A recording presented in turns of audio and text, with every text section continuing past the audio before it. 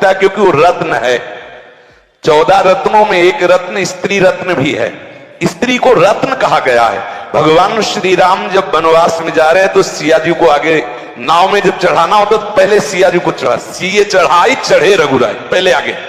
दृष्टि रखो, दृष्टि चूक गई तो रत्न है।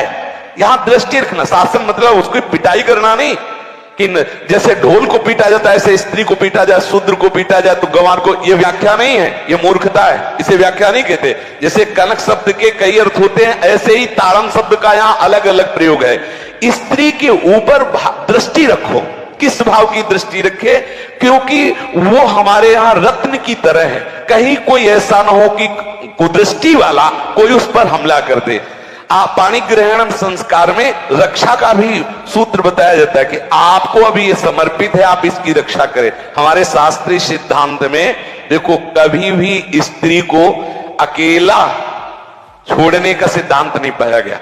अगर शास्त्रीय सिद्धांत, बच्ची है तो माता पिता के शासन, थोड़ी बड़ी हुई तो भाई आदि के बीच में, और बड़ी हुई तो पति के, और बड़ी हुई तो पुत्रों के, मतलब एक सानिध्य का एक दृष्टि रखी गई है कि यदि आप अपनी दृष्टि में रखेंगे तो उसका मंगल नहीं होगा, उसका हित नहीं होगा।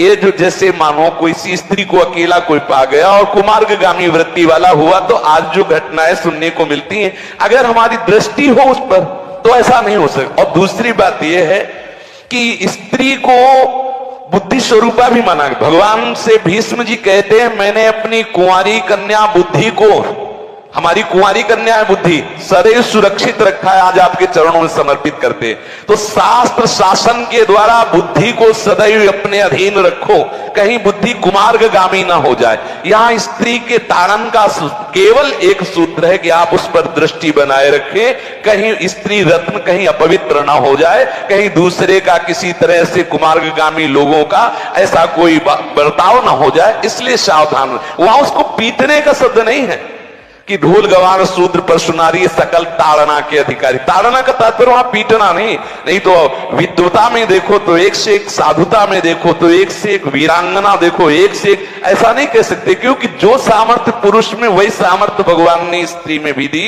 क्योंकि भगवान के ही दो रूप हैं, एक स्त्री और एक पुरुष, समझ रहे ना।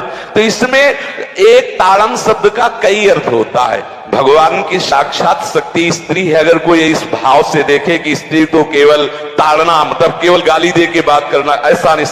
जिस घर में स्त्री का अपमान होता है उस घर का नाश हो जाता है, निश्चित हो जाता है।